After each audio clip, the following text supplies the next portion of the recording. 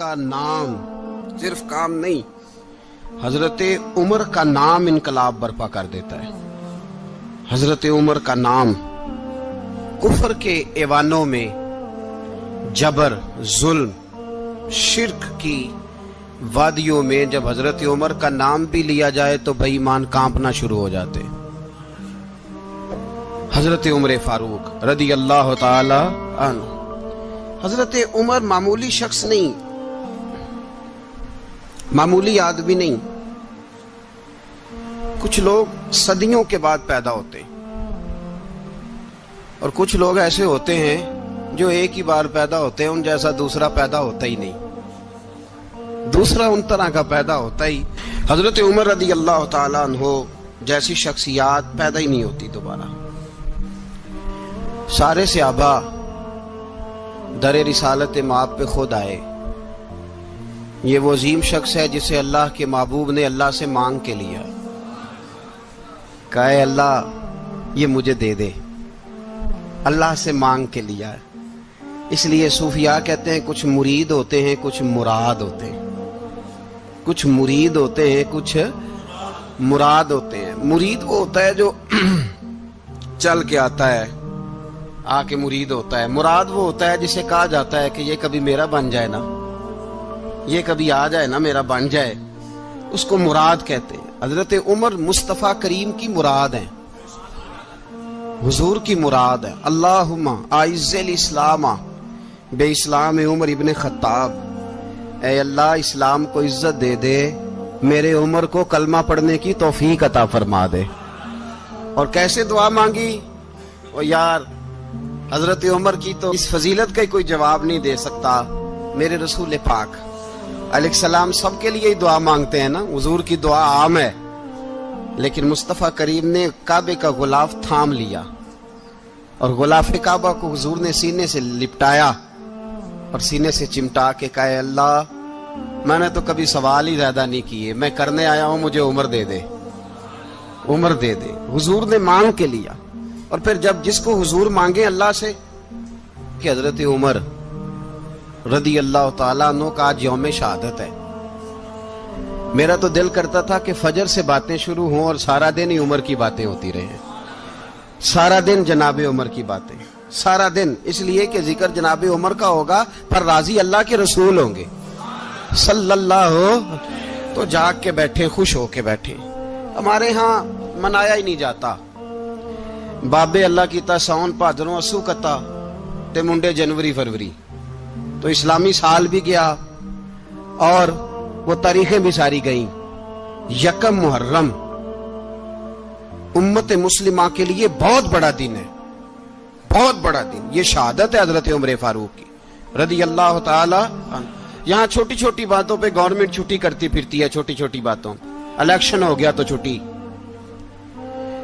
فلاں جگہ پہ تھوڑا سا کسی نے خبر دے دی کہ کوئی پریشانی ہے تو چھٹی، فلاں جگہ یہ ہو گیا تو چھٹی، یہاں تک کہ فلاں وزیر صاحب فلاں علاقے میں آئیں گے تو سارے علاقے کو چھٹی۔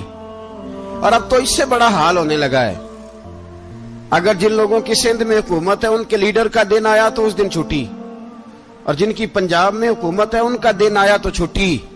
ہمارا مطالبہ ہے حکومت پاکستان سے، اگر سر اٹھا کے جینا چاہتے ہو تو یکم محرم کو چھٹی کیا کرو، اگر سر اٹھا کے جینا چاہتے ہو تو یکم محرم کو چھٹی کرو جناب عمر کے دن، اور ملت کے جوانوں کو بتاؤ کہ اگر عزت کی زندگی جینا چاہتے ہو تو اس طرح جیو جس طرح فاروق اعظم جی کے گئے ہیں، عزت اور وقار کی زندگی۔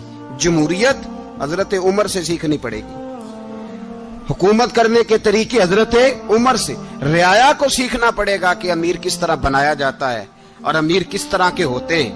یہاں لوگ ہمیں یورپ کی مثالیں دیتے ہیں، لوگ یہاں ہمیں آ کر کے امریکہ کی مثالیں، انہیں کیا پتا حکومت کیا ہوتی ہے، وہ کہتے ہیں جی وہ سائیکل پہ جاتا ہے ان کا حکمران۔ میں نے کہا وہ سائیکل پہ جاتا ہے؟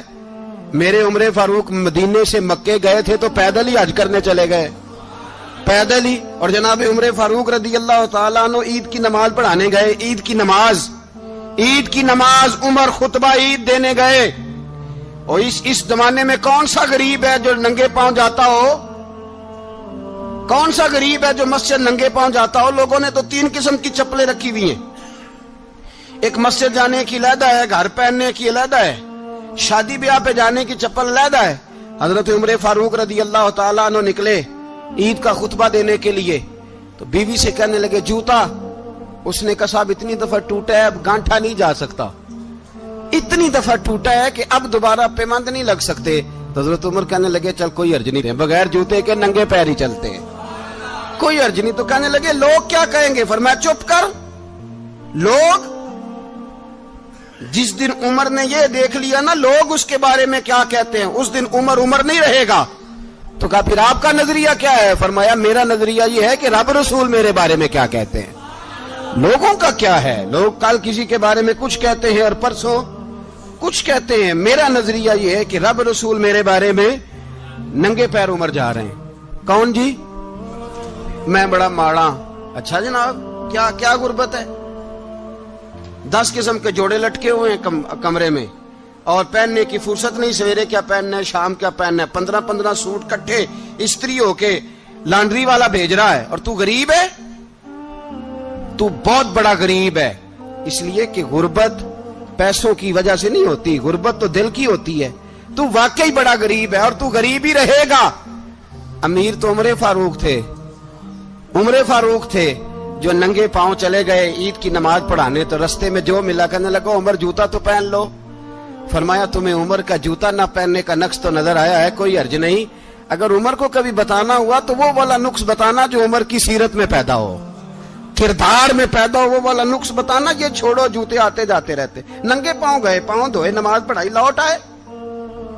او بھائی یہاں تو ہمارا بناؤ سنگار اترنا، جتنی توجہ کپڑوں کی طرف ہے اتنی توجہ کبھی ہماری علم کی طرف ہوتی نا، جتنا ذوق شوق ہمارا بناؤ سنگار کی جانب ہے، اتنا بناؤ سنگار کبھی ہمارا اخلاقیات کی جانب ہوتا تو معاملات بڑی حد تک سنورے ہوئے ہوتے۔ حضرت سیدنا فاروق اعظم رضی اللہ تعالی اپنی زندگی کو ترتیب دیا، ایک دن بھی خلافت نہیں مانگی اللہ سے۔ حضرت عوف بن مالک اشجعی ایک صحابی ہیں، حضرت عوف بن مالک رضی اللہ تعالیٰ عنہ فرماتے ہیں کہ جناب ابو بکر صدیق کا زمانہ تھا تو میں نے خواب دیکھا، میں نے خواب میں جناب عمر کو دیکھا، اور میں نے دیکھا کہ کوئی کہنے والا کہہ رہا ہے کہ عمر وہ ہے کہ اللہ کے رستے میں کوئی اسے جتنا مرضی برا بھلا کہے یہ پرواہ نہیں کرتا۔ کس کے رستے میں؟ بولے سارے۔ اس کا مطلب ہے اللہ کے رستے میں لوگ برا بھلا بھی، قرآن مجید نے کہا وَلَا يَخَافُونَ لَوْمَةَ لَائِمٍ، کچھ لوگ ایسے ہیں جو برا بھلا کہنے والوں کی پرواہ نہیں کرتے۔ آپ یقین کرے اگر پرواہ شروع ہو جائے نا تو دین کا کام ختم ہو جائے، نہ کوئی تقریر کرے، نہ کوئی تدریس کرے، نہ کوئی پیری مریدی کرے، ختم ہو جائے اگر باتوں کی پرواہ ہو۔ لیکن وہ پرواہ، حضرت عوف بن مالک اشجعی کہتے ہیں میں نے خواب میں دیکھا کہ عمر وہ ہے جو کسی کی پرواہ، اور دوسری بات میں نے یہ دیکھی کہ عمر خلیفہ بنے گا، اور تیسری بات میں نے خواب میں یہ دیکھی کہ عمر شہید بھی کیا جائے گا، عمر شہید بھی ہوگا۔ یہ میں نے 3 باتیں خواب میں دیکھی۔ فرماتے ہیں میں نے آ کے خواب حضرت ابو بکر صدیق کو سنائی، وہ خلیفہ تھے، وہ کہنے لگے ٹھہر جا میں عمر کو بلاتا ہوں، اس کے سامنے دوبارہ سنانا، اس کے سامنے۔ فرماتے ہیں میں نے بلایا حضرت عمر فاروق کو، آ کے بیٹھے، خواب شروع ہوا۔ کا ایک بات تو میں نے یہ دیکھی کہ آپ ملامت کرنے والے کی پرواہ نہیں کرتے، دوسرا آپ خلیفہ بنے گے۔ جناب عمر کہنے لگے چپ کر، ابو بکر کے سامنے ہی کہہ رہا ہے، چپ کر، خلیفہ کے سامنے ہی کہہ رہا ہے۔ تو حضرت ابو بکر صدیق کہنے لگے عمر اسے کہنے دو، مجھے لگتا ہے رب کی رضا یہی ہے کہ میرے بعد اگر مصطفیٰ کا منبر ملے تو عمر کو ملے، اسے کہنے دو۔ یار یہاں تو لوگ ڈینگے مارتے ہیں، یہاں تو لوگ دعوے کرتے ہیں میرے سامنے فلانے کو بھی بٹھاؤ، فلانے کو بھی بٹھاؤ، اس کو کیا پتا، اس کو کیا پتا، یہ تو بڑکے مارنے کا دور ہے۔ حضرت عمر رضی اللہ تعالیٰ عنہ کو تیسری بات کہی، حضرت عوف بن مالک نے کہا آپ شہید کیے جائیں گے، میں نے خواب دیکھی ہے۔ نیک لوگوں کے خواب بڑی حد تک سچے ہوتے ہیں، کہا میں نے خواب دیکھی ہے۔ تو حضرت عمر کہنے لگے شہید تو دلیر لوگ ہوتے ہیں، شہید تو دلیر، جسے سارا زمانہ دلیر کہہ رہا ہے وہ اپنے بارے میں کیا کہہ رہے ہیں؟ کہتے ہیں شہید تو دلیر، میں تو کاہل سا آدمی ہوں، سست آدمی ہوں، میں تو اتنا کام ہی نہیں کرتا، تو یہ خواب تو نے جو دیکھا ہے نا फिर से देखना। तो अबू बकर सिद्दीक फरमाने लगे आजिज़ी न कर, इनकिसारी न कर, तो जो कह रहा है ठीक कह रहा है, लेकिन मुझे सुन के शुक्र भी हुआ है और अफसोस भी हुआ है। अफसोस इस बात का कि तेरे जैसा बतले अजीम चला जाएगा, और शुक्र इस बात का कि रब तुझे जिंदगी भी एजाज वाली देगा, और शहादत की मौत दे के अल्लाह तुझे मौत भी इज्जत वाली अता फरमाएगा। अल्लाह मौत भी तुझे इज्जत वाली देगा, तुझे काहिलों जैसी मौत अल्लाह। हजरत फारूक आजम रदी अल्लाह। ओ भाई, यहां तो इस जमाने का सबसे बड़ा मसला प्रोटोकॉल है। लोगों को पता होता है कामिल पीर है, कामिल मुर्शिद है, लोग नहीं जाते। मैं किसी का मुरीद हो जाऊं, मेरा प्रोटोकॉल किधर गया? पता होता है ये कामिल उस्ताद है, मैं इसके पास बैठूंगा तो मेरी तरबियत करेगा, लेकिन लोग शागिर्द नहीं बनते। मैं किधर गई? ये जो प्रोटोकॉल की मुसीबत है ना, इसने बड़े बड़े लोग जीरो कर दिए, बड़े बड़े लोग। और ये मत समझे कि आपका वजीर आजम प्रोटोकॉल लेता है या आपका सदर प्रोटोकॉल, वुज़ारा, ऐसी कोई बात नहीं। हम छोटे तबके से लेकर बड़े सारे प्रोटोकॉल के कायल हैं। हमारा तो दामाद भी कहता है कि मुझे पूछा नहीं, मैं तुम्हारे घर क्यों आऊं। हमारा तो भाई हर शख्स ऐलान करता है प्रोटोकॉल का, फलाने ने इज्जत नहीं दी तो वापस आ जाओ, फलाने ने सलूट नहीं किया तो वापस आ जाओ। लोग जहां सलूट करना चाहिए वहां भी सलूट कराने के कायल हैं। पर हजरत उमर रदी अल्लाह ताला, हजरत उमर की सादगी और फिर जनाब उमर की आजिज़ी, जब इंसान अपने ऊपर सवार कर लेता है ना, सवार कर लेता है, मैं बदकार पुराना खादम, किसे दर मिली निट होई, इते वासफ यार ने नजर जो की थी ते वासफ ही। मैं अक्सर सोचता हूं, हुजूर ने जहां भी कहा ना, फरमाया मेरे बाद नबी होते तो खताब के बेटे उमर होते। हुजूर ने फरमाया उमर जिस रास्ते से जाता है शैतान वो रास्ता बदल जाता है। नबी पाक सल्लल्लाहु अलैहि वसल्लम ने फरमाया मेरा उमर वो है कि इसकी जुबान पर हक जारी है। हुजूर अलैहिस्सलाम ने फरमाया 950 साल हजरत जिब्रील मेरे उमर की शान बयान करें तो इनकी अजमत खत्म नहीं होती। 950 साल जिब्रील अजमत बयान करे तो खत्म नहीं होती। ये बात है हजरत उमर की। और फरमाया उमर अबू बकर की नेकियों में से एक नेकी है, ये शान है अब उमर फारूक रदी अल्लाह ताला अन्हु की। हुजूर ने फरमाया मेरे बाद नबी होते तो उमर होते, जिस गली से उमर आए शैतान रास्ता बदल जाए। मेरे उमर फारूक की शान 950 साल बयान हो तो खत्म ना हो। उमर की जुबान पर अल्लाह हक बयान करता है, जो उमर कहता है वही रब कर देता है। हुजूर सारी जिंदगी फजीलतें बयान करते रहे, उमर जवाब में क्या कहते हैं? कोई बताए ना कि ये वाली हदीसें कभी उमर ने भी रवायत की हो कि हुजूर ने मेरे बारे में ये कहा है। ये रवायतें वो रवायत नहीं करते। उनसे जब लोग कहते उमर तेरी बड़ी बात है तो उमर रो पड़ते, कहते मैं तो ऊंट चराने वाले बाप का बेटा हूं, मैं तो ऊंट चराने वाले बाप का बेटा, ऊंट चरा। इससे आगे उमर गए ही नहीं सारी जिंदगी, इससे आगे लफ्ज ही नहीं अदा की। और मैं तो भाई ऊंट चराने वाला, मेरा बाप तो ऊंट चराया करता था, 10 ऊंट थे, मेरी ड्यूटी होती थी, संभाले नहीं जाते थे, अब्बा डंडों से मारता था। सारी जिंदगी उम्र हाज करने गए, एक खुश्क तना खजूर का उमर फारूक रदी अल्लाह ताला अन्हु ने उसको अपने कलावे में लिया, रोने लगे। लोगों ने कहा उमर क्या हुआ? फरमाने लगे यहां मैं ऊंट चराया करता था, यहां मैं ऊंट चराता था, 10 ऊंट संभाले नहीं जाते थे। देखो रसूलुल्लाह की शान, आज सारी उम्मत चलाने का तरीका अता फरमा दिया है। सारी नजरिए से प्यार। यार पैसा किसको बुरा लगता है? आप जिस आदमी की 50 करोड़ की प्रॉपर्टी है उसको पूछें सबसे गरीब, आपको वही नजर आएगा। वो कहेगा मैं टाइट हूं, हालात बड़े। मैं कई बार पूछे उन्होंने, मैं कह तर्जमा भी 10 छड़ो की, हमें तो समझ नहीं आती। और टाइट हालात कौन से होते हैं जी? जिस आदमी का करोड़ों में कारोबार है ना, उसको आप छेड़े वो रोने लग जाएगा, रोने। तो कई मैंने ऐसे देखे हैं किराए का मकान है, उनसे पूछे साहब क्या हाल है, तो कहते हैं जितनी अल्लाह ने शान वाली जिंदगी हमें अता की है किसी को नहीं दी हुई। इसका मतलब है खुशी भी यही है और गम भी यही है। अंदर से खुशी है, अंदर से ही। तूने अगर राजी रहना है तो इधर से रहना है, नाराज रहना है तो बस अपने आप को खुश रखेगा तो हो जाएगा। सारे सहाबा मिल के आए, कहने लगे उमर फारूक से कहना है नबी पाक के जमाने में तो जाहिरन गुर्बत थी, अबू बकर के दौर में भी गुर्बत थी, अब तो बड़ा माल है। عمر سے سفارش کرو کہ عمر نیا کرتا پہنا کرے. ملکوں کے سفیر آتے, عمر وہی پھٹی پرانی چادر اوڑھ کے اور وہی کئی جگہ پہ پیوند لگے سوٹ پہن کے سفیروں کے سامنے بیٹھ جاتا ہے. عمر کو مشورہ دو. طے ہو گئی بات. سب نے جب مشورہ دے لیا تو سارے کہنے لگے یہ بتاؤ شیر کی مونچھ کو ہاتھ کون لگائے گا؟ کہنا کس نے ہے؟ بندہ بھی تو ڈھونڈو نا. نے کہا جناب میرا یہ خیال ہے کہ مولا علی شیر خدا کہیں گے, کیونکہ جس شخص کی عمر کو سب سے زیادہ حیا کرتے دیکھا وہ شیر خدا مولا علی ہے رضی اللہ تعالی علی کہیں گے. اس لیے کہ جناب علی تو کئی دفعہ جب گفتگو کرتے تھے تو حضرت عمر چپ کر جاتے تھے اور فرماتے تھے علی نہ ہوتا تو میں ہلاک ہو جاتا. تو کہا علی سے کہو. جناب علی شیر خدا کو بلایا. کس کام کے لیے جی؟ اللہ اکبر. یہ ذرا آپ نے اس دور پہ اس بات کو ذرا کہا جناب ان سے کہیں کہ زیادہ نہیں, ایک کرتا نیا پہن لے. سفیر آتے ہیں, وزیر آتے ہیں تو ایک کرتا نیا پہن لے. حضرت علی کو بلایا. آپ فرمانے لگے کوئی اور بات ہوتی تو میں کہہ دیتا, یہ والی میں نہیں کہہ سکتا. کوئی اور ہوتی تو میں عمر کو کئی دفعہ کہہ دیتا ہوں, جلال میں بھی تو سن, یہ والی میں نہیں کہہ سکتا. میں تمہیں ایک مشورہ دیتا ہوں. کہا وہ کیا؟ کہنے لگے سیدہ عائشہ صدیقہ سے کہو, وہ مومنوں کی ماں ہیں, عمر ٹالے گا نہیں. اماں جی سے جا کے کہا اماں جی نیا کرتا عمر سے کہیں پہن لیں, وزیر آتے ہیں بڑے بڑے لوگ تو چلو کوئی حرج نہیں.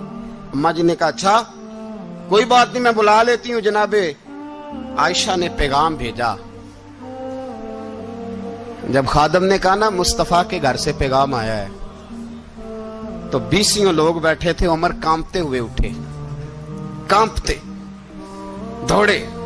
حضرت عائشہ پردے میں تھی تو فرماتی ہیں عمر اتحیات کی حالت میں بیٹھ گئے. کہا اماں جی دیر تو نہیں ہو گئی مجھے آنے میں؟ کہا نہیں ٹائم پہ آ گئے ہو. کس لیے بلایا تھا؟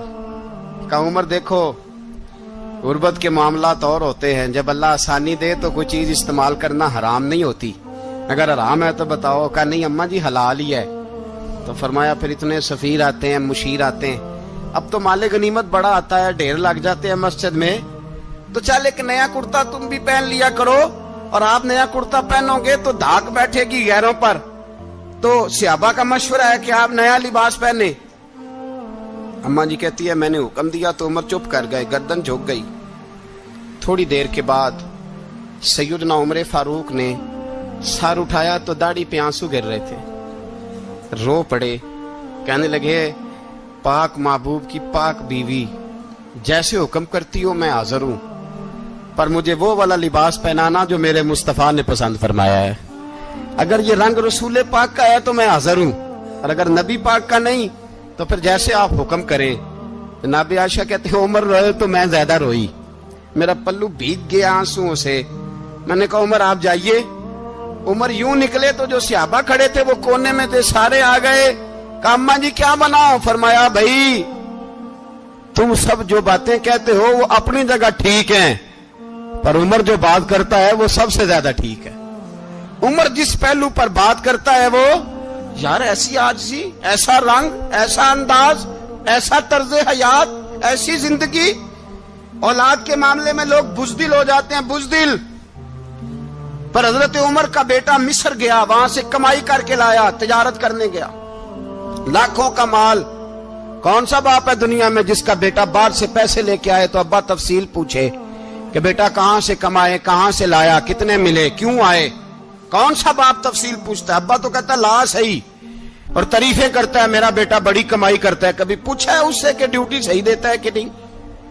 کبھی پوچھا ہے کہ تو ایمانداری کی روزی لاتا ہے کہ حرام کی کماتا ہے؟ یہ باپ کی ذمہ داری ہے, یہ اماں کی ذمہ داری ہے. پھر کہتا ہے بیماری کیسے آ گئی, پریشانی کیسے آ گئی, تو نے کبھی سوال کیا اپنی اولاد سے؟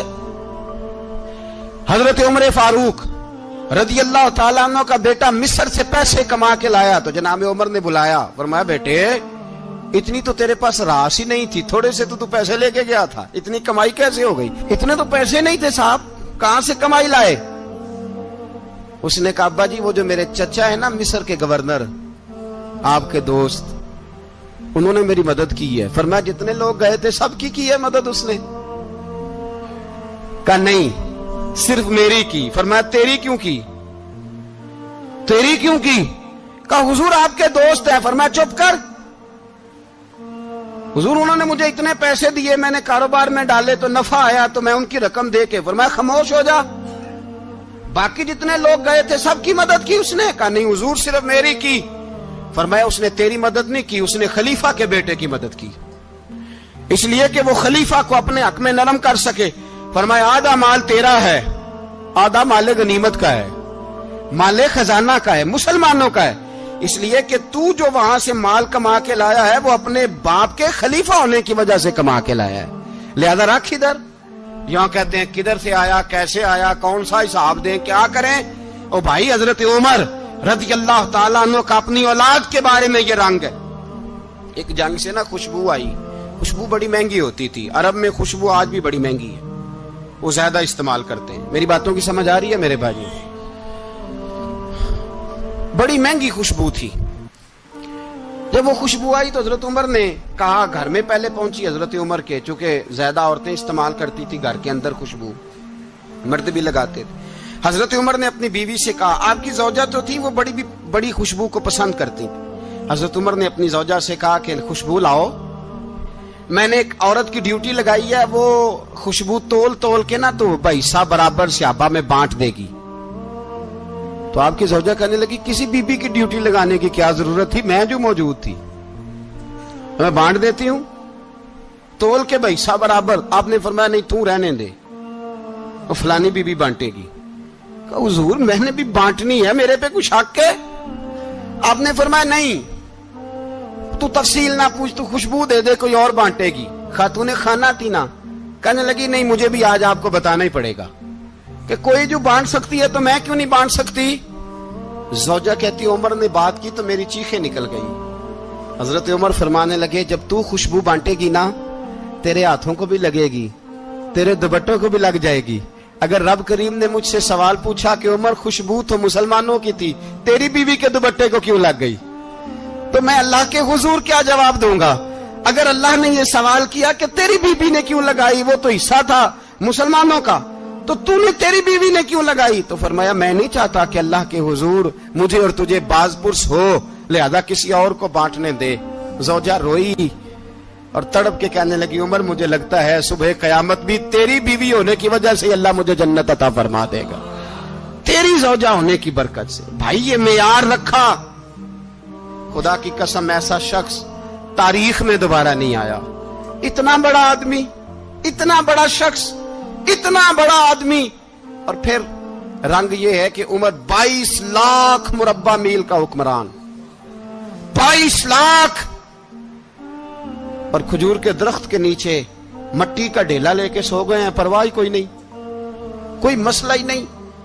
2 غلام ساتھ بیٹھے تو ایک روٹی حضرت عمر نے گھر سے منگوائی, تھوڑا سا سرکہ, تو غلام کہنے لگے ہم نے بھی کھانی ہے. فرمایا کوئی حرج نہیں, روٹی کو پیٹ بھر کے کھانا ضروری تو نہیں, 3 حصوں میں بانٹ لیتے.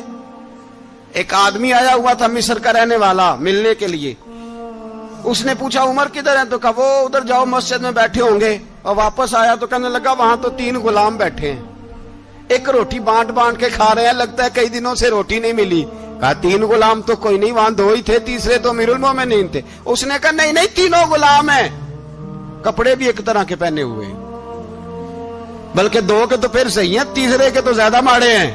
کپڑے بھی ایک طرح کے, کھانا پینا بھی ایک طرح کا, اور ان کا نشست برخاست بھی ایک طرح کی ہے, لہذا کوئی فرق نہیں. حضرت ابو ہریرہ کہتے ہیں میں لے کے آیا, اور جناب عمر کو جب میں نے کچی زمین میں تامت سمیٹ بیٹھے دیکھا تو میں رو پڑا. میں نے اس مصر سے آنے والے کو کہا تو اس کے جلوے دیکھ, اگر اس کی ذات میں اتنا حسن ہے تو محمد عربی کا مقام کیا ہوگا. یہ مقام غور ہے, مقام غور. اور اہل بیت نبو, یہ بات میں پہلے بھی کرتا ہوں, آج پھر کرنا ضروری سمجھتا ہوں. اہل بیت کا پیار سن لو کان کھول کے, اہل بیت کا پیار اگر ہمیں کسی نے سکھایا ہے تو سیدنا عمر فاروق نے سکھایا ہے. اہل بیت نبوت کی محبت اگر کسی نے سکھائی ہے تو کس نے سکھائی ہے؟ بول کے بتائیے. حضرت عمر نے. اہل بیت کا پیار ہمیں حضرت عمر نے بول کر کے سکھایا ہے. بھائی یاد رکھیں, کسی کی طاقت نہیں تھی دم مارنے کی حضرت عمر کے سامنے, طاقت ہی نہیں تھی. कैसर व किसरा कांप जाते थे, जुर्रत ही नहीं करते थे हजरत। और हमारे तो तल्लकात बड़े हैं ना गैरों से। हजरत अबू मूसा अशअरी रदी अल्लाह ताला अन्हु फरमाते हैं, मेरा मुंशी ईसाई था, वो कातिब कहते थे वो लोग, मेरा हिसाब किताब ईसाई था। तो फरमाते हैं एक दिन मैंने वो सारा हिसाब किताब लेन देन के हजरत उमर को दिखाया, तो फरमाने लगे जिसने लिखे हैं उसको बुलाओ। कहने लगे हुजूर मस्जिद नहीं आ सकता। क्यों नहीं आ सकता? कहने लगे वो ईसाई है। कहते हैं हजरत उमर जलाल में आ गए। आप फरमाने लगे जिन्हें रब दूर करता है तुम क्यों करीब करते हो? जिन्हें अल्लाह दूर करता है। फरमाया तुम गैरों को अगर ओहदे दोगे तो अपनों का क्या बनेगा? अगर तुम गैरों को ओहदे दोगे तो अपनों का। ये सोच है जो आज बर्मा के मुसलमानों के लिए भी जरूरी है। कहा अगर तुम गैरों को ओहदे दोगे तो अपनों का। हमने गैरों को ओहदे दिए तो देखा ना अपने किस तरह काटे जा रहे हैं। गैरों को जो ओहदे दे दिए जराने सारे गैरों से। रोज दावा होता है चीन हमारा सज्जन है, चीन हमारा दोस्त है। ओ भाई दोस्त है तो उससे कहो ना कि बर्मा तो तुम्हारी एक छोटी सी रियासत है, चीन के बगैर तो वो सांस भी नहीं ले सकता। उसको कहो ना उस हुकूमत पे दबाव डाले। लेकिन हम लोगों ने गैरों को दे दिए तो अपने पिस गए। हजरत उमर कहते थे जिम्मी का हम अदब करेंगे, जिम्मी काफर का हम, ऐसा काफर जो मुसलमान रियासत को कबूल करे, बदअमनी न फैलाए। एक आदमी को आपने देखा आंखों से नाबीना है और भीख मांग रहा है, तो हजरत उमर को नजर आ गया। फरमाया कौन हो? उसने कहा मैं यहूदी हूं। फरमाया भीख क्यों मांगते हो? कहा जब तक तंदुरुस्त था मुसलमानों को जजिया देता था, बूढ़ा हो गया हूं क्या करूं? हजरत उमर ने घोड़े की पुश्त पे बिठाया, काफिर को घोड़े की पुश्त पे बिठाया और बिठा के मदीने लाए। हजरत अली शेर खुदा वजीर खजाना थे। फरमाया अली इसका वजीफा जारी करो। कहा ये कौन है? फरमाया ये यहूदी है, लेकिन ये हमें जजिया देता रहा, बूढ़ा हो गया बेचारा, भीख मांगने पे मजबूर है, हमारी हुकूमत के अंदर रहता है, इसका पूरा पूरा वजीफा जितना खर्चा उतना वजीफा लगाओ। हजरत अली कहते हैं मैं वजीफा लगा रहा था और वो मेरे नबी का कलमा पढ़ रहा था, वो रसूलुल्लाह का कलमा पढ़ रहा था। ये मिजाज, ये नहीं कि काफिर। हजरत उमर ने गवर्नरों को खत लिखे थे कि जबरदस्ती किसी को मुसलमान नहीं करना, जहां उनकी इबादत गाहें बनी हो गिरानी नहीं, कोई मंदिर कोई गिरजा जाया नहीं करना। इस्लाम सबको जीने का मौका देता है, पर बेईमानो जालिमों बदजातो तुम्हें यह कहता है कि हम तुम्हें जीने का मौका देते, तुम भी मुसलमानों को जीने का मौका दो। ये जहां बसते हैं जहां रहते हैं इन्हें वहां जीने का मौका दो, इन्हें भी अल्लाह अकबर कहने का मौका दो, इन्हें भी कुरान पढ़ने का मौका दो, इन्हें भी रसूलुल्लाह पर दुरूद पढ़ने का मौका दो। हमारे मुल्क में ईसाई अपनी मर्जी से खुलेआम तबलीग करते हैं। यहां तो चैनल चलाए हैं ईसाइयों ने। किसी मजहबी जमात ने कभी जुलूस निकाला है कि ईसाइयों का चैनल बंद करो? बोले निकला है कि नहीं निकला? कितने जुल्म की बात है। हम जब गैर को इतना तहफुज देते हैं, इतना तहफुज देते हैं। हमने देखा है, मुझे 20 लोगों ने ईद पे टेलीफोन किए कि ईसाइयों को कुर्बानी का गोश्त दे लें, मजबूर हैं जी, दरवाजे पे आ गए हैं, हमारे काम काज करते हैं। 20 लोग, आम आदमी के दिल में इनका इतना जज्बा है। वो मसाइल का बयान करना एक अलग बात, लेकिन हमारे दिल काफर के हक में भी नरम हो जाते हैं। तुम किस कदर ज्यादा बेईमान हो और कुफर किस कदर ज्यादा जलील हो गया है कि मुसलमान के हक में नरम होता ही नहीं। और उससे बड़े जलील वो हैं जो इन जलीलों के सपोर्टर हैं। वो किसी अरब मुल्क के हुक्मरान हो या किसी और जगह के, वो बड़े जलील है जो इन जलीलों के सपोर्टर हैं, जो बर्मा की बच्चियों के कत्ल पर अपनी हुकूमतें चमका रहे हैं। ने शर्म नहीं आती, इस कदर मुसलमान तड़पा है, लेकिन उन बेगैरतों को जरा होश नहीं आई। और ये उनके कमाश, उनके दलाल जो हर जगह उनकी सपोर्ट करके अपनी हुकूमतें कायम करते हैं, बेईमानों को पता नहीं कि कब इन पर अल्लाह का अजाब उतरेगा और किस तरह इनके परखशे उड़ेंगे। तुम्हें अपनी जिल्लत और रुसवाई नजर नहीं आ रही कि जमीन किस तरह तुम्हारे लिए तंग हो गई है? इससे ज्यादा और तुम्हारी रुसवाई क्या होगी? डरो अल्लाह से, और ये तो दुनिया का अजाब है। इन्ना बत्श रब्बिक शदीद, मेरा रब कहता है कयामत तो कायम होने दे। इतना सख्त तेरे रब की पकड़ है, इतनी किसी दूसरे की हो सकती? याद रखिए और थोड़ा एहतियात करें हम सब लोग भी, जो हम लोग आधी जुबान बोल के भी इनकी सपोर्ट करते। अब शर्म आनी चाहिए हमें इन हुकूमतों की सपोर्ट करते जो मुसलमानों की लाशों के ऊपर हुकूमतें कायम करते हैं। शर्म आनी चाहिए। बहरहाल बात दूर निकल जाएगी और मैं अपने मजमून पे रहता हूं। अहले बैत का प्यार अगर सिखाया है तो जनाब उमर ने सिखाया है, रदी अल्लाह ताला अन्हो। इमाम हसन मिलने, आप यकीन करें میں جب اس واقعہ کو پڑھتا ہوں تو میرا دل جھوم جاتا ہے. میں کہتا ہوں یار ڈاڈا ہونا اپنی جگہ پہ, عشق ہونا اپنی جگہ پہ, انسان کا باوقار ہونا اپنی جگہ. جہاں کھڑے ہونا تھا وہاں یہ کھڑے ہوتے تھے, اور جہاں جھکنا تھا وہاں یہ ان لوگوں میں اقبال نے کہا تھا تیری نگاہ ناز سے دونوں مراد پا گئے, عقلے کی یاب و جستجو, عشق حضور و اضطراب. جہاں اگر آیا ہے سامنے کیسر و کسرا تو عمر جیسا دلیر کوئی نہیں, اگر سامنے آیا ایران کا بادشاہ تو عمر جیسا تگڑا کوئی نہیں, اگر آیا ہے سامنے غسان کا بادشاہ تو عمر جیسا عادل کوئی نہیں. لیکن اگر علی کا بیٹا آیا ہے, اگر فاطمہ کے لال پارے آئے ہیں, تو پھر فاروق اعظم سے جیسا محب کوئی نہیں, پھر ان سے جیسا پیار کرنے والا کوئی نہیں. اندر بیٹھے ہیں جناب عمر, اندر تنہائی میں کچھ وزیروں سے گفتگو ہو رہی ہے, میٹنگیں جاری ہیں. آپ کے بیٹے ملنے آئے جناب عبداللہ ابن عمر, ابا جی ملنا ہے. بات ٹھہرو, بات کر رہا ہوں, کوئی نہ اندر آئے. صاحبزادہ باہر کھڑا ہے. تھوڑی دیر گزری تو امام حسن بھی آ گئے. کون آئے؟ آپ کو جو ملے گا امام صاحب کا نام لینے سے, وہ سردار ہیں جنتیوں. کون آئے؟ سارے بولیے. امام حسن تیری نسل پاک میں ہے بچہ بچہ نور کا, تو ہے نے نور تیرا سب گھرانہ. امام حسن آئے تو حضرت عبداللہ ابن عمر کو دروازے پہ کھڑے دیکھا. کہا امیر المومنین کہاں ہیں؟ کہنے لگے حضرت عمر کے بیٹے. کہنے لگے وہ اندر بیٹھے, کچھ میٹنگ ہو رہی ہے, اور انہوں نے کہا کوئی اندر نہ آئے, لیکن آپ جانا چاہیں تو چلے جائیں. آپ جانا چاہیں تو تیری نسل پاک میں ہے بچہ بچہ نور, آپ جانا چاہیں تو چلے جائیں. تو انہوں نے کہا جب آپ باہر کھڑے ہیں تو مجھے کوئی اتنا ضروری کام نہیں, اور ابھی زور کی نماز تھوڑی دیر میں ہوگی, میں مسجد میں مل لوں گا امیر المومنین سے. یہ بات کہہ کہ امام حسن چلے گئے. یار اتنی بڑی بات نہیں تھی, اتنی بڑی بات نہیں تھی. وہ میرے استادوں کا بیٹا بھی آئے تو کہا ٹھیک ہے جی وہ سوئے ہوئے ہیں, کوئی غرض نہیں یار, میں ٹھہر کے آ جاؤں گا. کوئی بڑی بات نہیں تھی, دیکھا جائے تو بڑی بات نہیں تھی, پر بات بہت بڑی تھی اس لیے کہ یہ خالی حسن نہیں, یہ حسن ابن علی ہے, یہ حضرت فاطمہ کے لخت جگر. حضرت عمر باہر نکلے, عبداللہ ابن عمر سے پوچھا کوئی آیا تو نہیں؟ تو کہا حضور امام حسن آئے تھے. تو کہا پھر شہزادے کو اندر کیوں نہیں بھیجا؟ کہا میں نے کہا تھا. وہ کہنے لگے اگر امیر المومنین مصروف ہیں تو میں ظہر میں مل لوں گا. حضرت عمر رونے لگے, فرمایا بیٹے تو نے اچھا نہیں کیا. پھر مسجد نہیں گئے, سیدھے امام حسن کے دروازے دستک دی. امام حسن باہر آئے, کہا شہزادے آئے تھے تو ملے کیوں نہیں؟ تو امام حسن کہنے لگے حضور آپ کا اپنا بیٹا دروازے پہ کھڑا تھا, آپ کا اپنا بیٹا دروازے پہ کھڑا تھا, اور منع بھی کیا تھا آپ نے, تو میں زور میں مل لیتا. حضرت امام حسن فرماتے جوش جذبات میں جناب عمر نے سر سے پگڑی اتار دی, جوش جذبات میں. کہنے لگے حسن میرے بیٹے کا اور آپ کا کیا مقابلہ؟ کیا اس کی ماں کا نام فاطمہ الزہرا ہے؟ کیا اس کی نانی کا نام خدیجہ الکبریٰ ہے؟ کیا اس کے نانے کا نام محمد مصطفیٰ ہے؟ آپ کا اور اس کا کیا مقابلہ؟ پھر رو پڑے اور کہنے لگے بیٹے میں مکے کے صحراؤں میں اونٹ چرایا کرتا تھا, یہ جو میرے سر پر عزت کے بال ہیں یہ تیرے نانے کے اگائے ہوئے. میں مکے کے خبردار شہزادے خبردار. او بھائی اہل بیت نبوت کے ادب کا رنگ اگر سکھایا ہے تو سیدنا عمر نے سکھایا ہے. حضرت عمر فاروق اتھارٹی ہے, اسلام کی اتھارٹی. یکم محرم حضرت عمر کی شہادت ہے.